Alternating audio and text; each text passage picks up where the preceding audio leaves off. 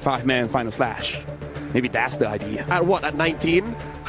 Can you even confirm 18, 19 minutes? Okay, if they took instead of Granger, Farsha, I understand, they are a lot big. So you get composition, Tsunami Slam, Final Slash, Airstrike, everything, like you're burning out your opponents. But with the Granger, it's more a bulk setup and you want longer fights. I'm seeing a pattern here coming in from Team Liquid as well as Onic, where if it ain't broke, why fix it? Phobius, Moskov, Haya open, just pick it up again. And now even more, Onic are cracking down on Ken's hero pool. They take out the Fredrin. So now they're saying, all right, just go Joy again. Let's see what happens. Because that Joy, I'll tell you now, it wasn't bad, but it wasn't good. I'm just interested in if they ban Joy. We're gonna see the third pick finally from Ken. It's gonna happen. And at that point, the question is, what is going to be the third pick? And this is what I was saying earlier, pre-match. I said, Coach Adi, Coach Yep, they like to goad their opponents. They like to bait them, say, oh, we're going to leave the Joy open. You want to take it? All right, I guess you're not picking a third hero all MSC long. That's what Onic is doing right now. I like this Jushin ban though, because giving the Jushin over to Onic ID makes it so that they can fight anytime they want. And like you said, perhaps Mythic Seal, they want to buy some time, right? They can't give tempo over to Onic ID because they preferably want to wait until at least 16 minutes. Ranos ban. Okay, so they, as you mentioned, Leo, they decided to let them pick Joy. Joy. Wait, what? Okay, we're gonna test you. Are they worried about a Uranus jungle? Yes. Yeah. Right, okay. Because again, buy time if that's the case, but I don't know. Onic have cornered Mythic Seal into this drafting corner. Coach Lindaddy, what could be going on in his mind?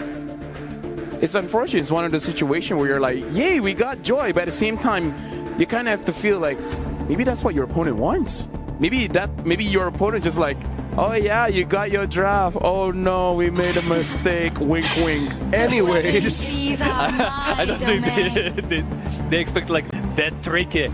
That's kind of obvious that Onic forcing to pick Joy. Go guys, we are ready for it. We are confident with that. And the last bang. Yeah, previous game, they look at this. Repick, only one ban.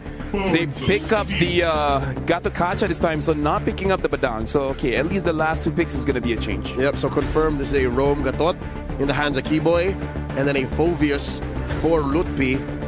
Mythic Seal, again, what do they put in mid? They on purpose leave out the Farsa.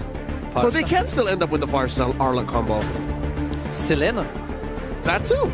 Selena Farsa. I think that's the option.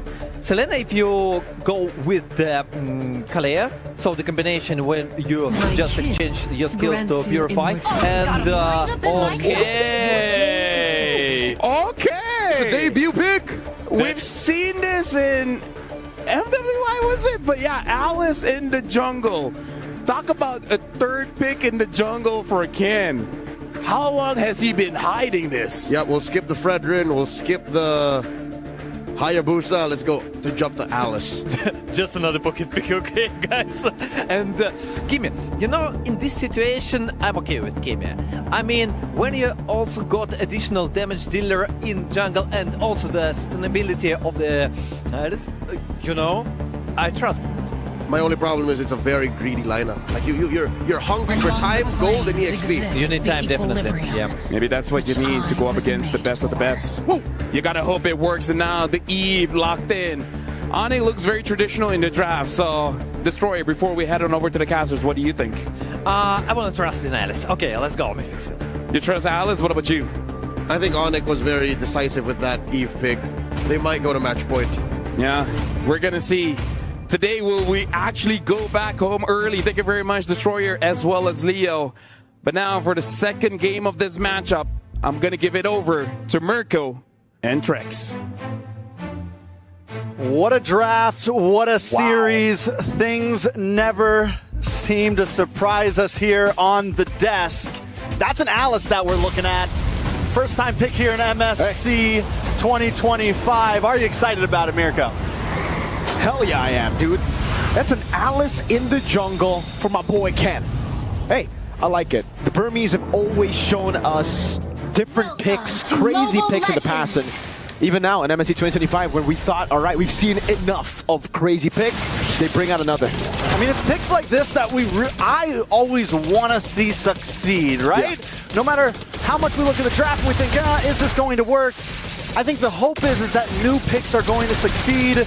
Can Mythic Seals pull this off, though?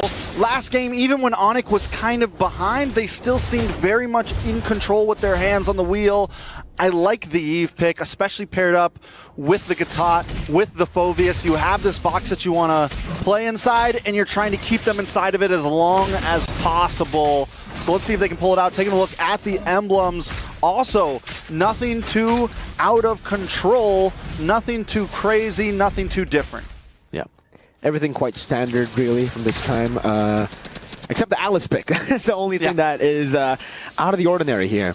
We actually got to see this at MWI 2025. I believe it was Ramisi who picked up the Alice in the jungle without the help of Angela. So we got a glimpse of what this pick could be. And in that game, she was a monster. This is also kind of a way to get resets on Vengeance. I mean, we also saw it a little bit in NPLPH. Coach Bonchan was drafting it for Aurora for a while and was drafting it and it ended up doing so well that it ended up getting banned. So this isn't something completely out of the realm. It's definitely a surprise pick, though. And I mean, yes, if it comes online, Kyrie's not going to be able to do too much against it. You have some dive into the back line. You have escapability. And Mythic Seal, just play it slow at this point. I think the real draft pick here that we're a little worried about is the R-Lot. They got to split up. That's how they win for Onic, right? If they clump up, they give a bit too much AoE damage. Final Slash. Get the Flowing Blood coming down as well. Keyboy able to go for the taunt and the instant engage with the RWM. Even with the Final Slash can be First Blood over it. Ken has just put himself in position where he's so vulnerable. What? Nico decided to stay. Shadow kill over a full chase. It'll be Kai to get the kill. And early on, it's a disaster for Mythic Seal. They lose 4 and a turtle. Bing, bop, boom, bop, bing, bop, bam. 4 members down.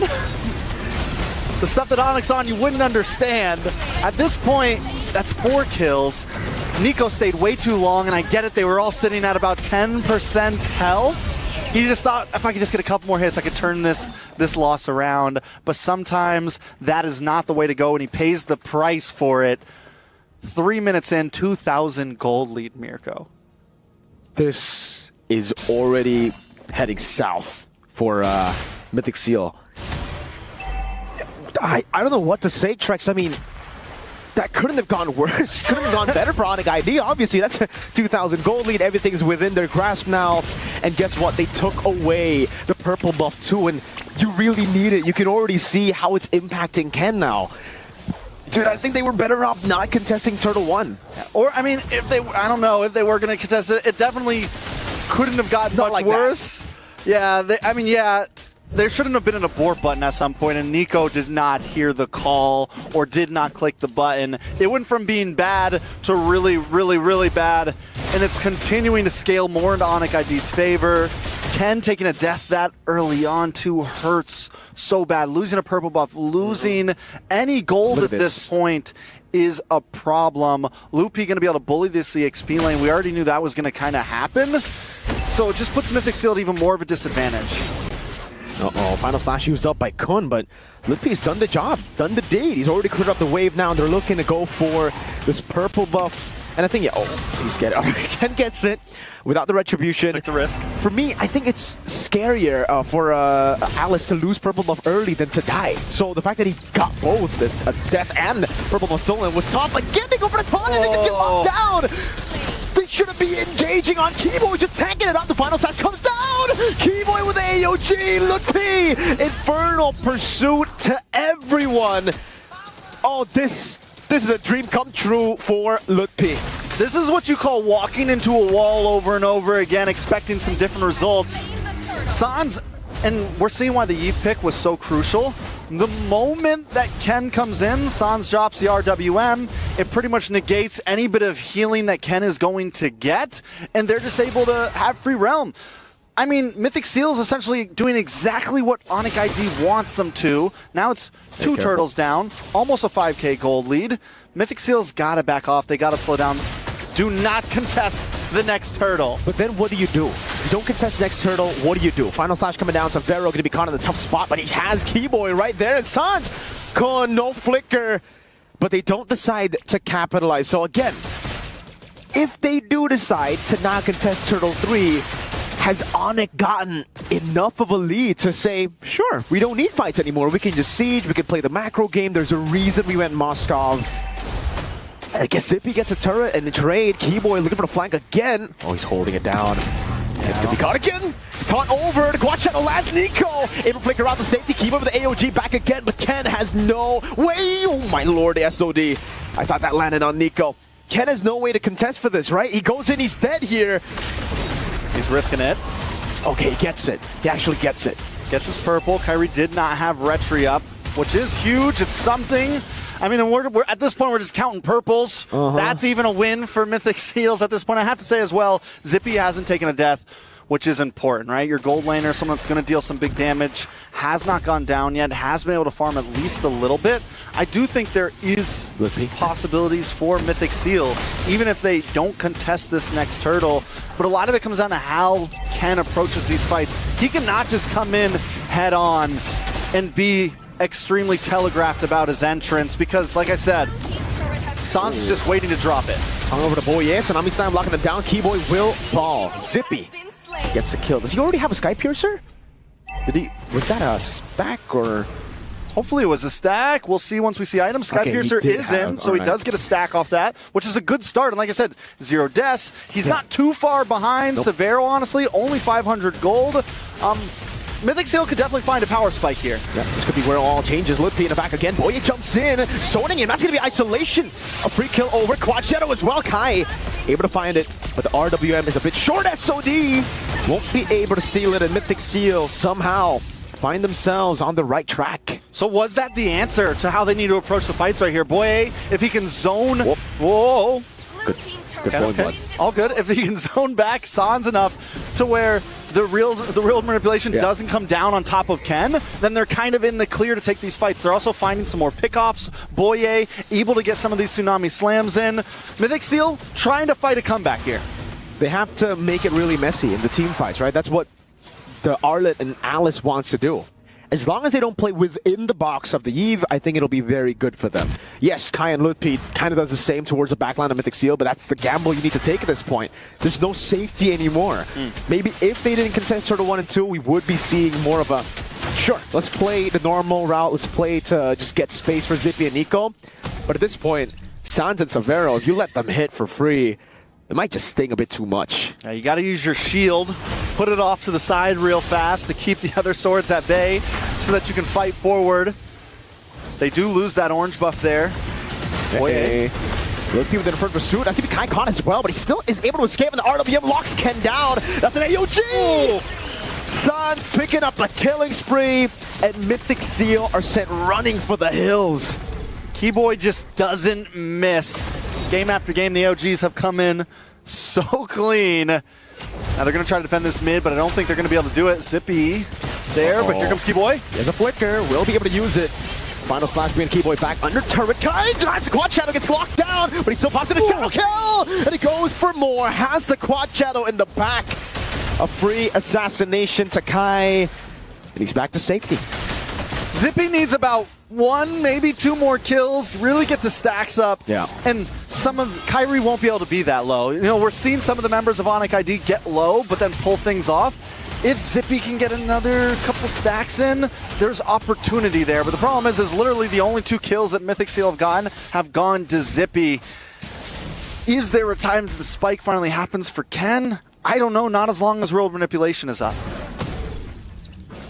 The poke is there for Onic. They have the side control with Moskov. They have a crazy 304 Hayabusa. As Keyboy would put it, the way I cast Kyrie Hayabusa games would be, oh my god, Kyrie Hayabusa! That's a Purify for Sans. Already used up, so that's some info. They can actually go for him now. Boye definitely has his eyes set on Sans, but Onic are positioning in a way where they know He's going to be the main target. They walk away. Ludwig, great spacing. Gets in for the pursuit now with the ton over.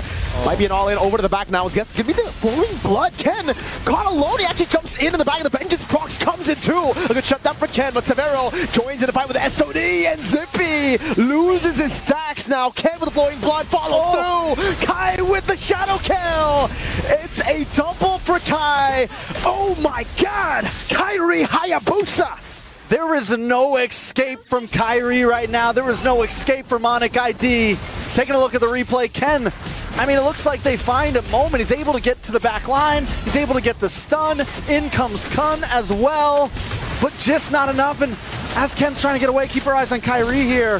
He's locked on. The shadows have been dropped and all the way across the map with the shadow kill. Disgusting. Oh man. Ken ended up actually bringing the boys, the kid, to the rest of the team.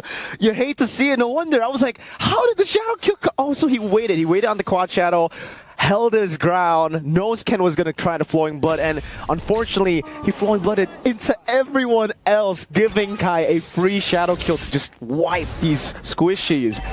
I guess we see a bit of nature there, so Zippy will be able to tank up a few of those shots, but if Sans is online, I don't know, you know, you pop in with a nature, you're still going to have to deal with an RWM.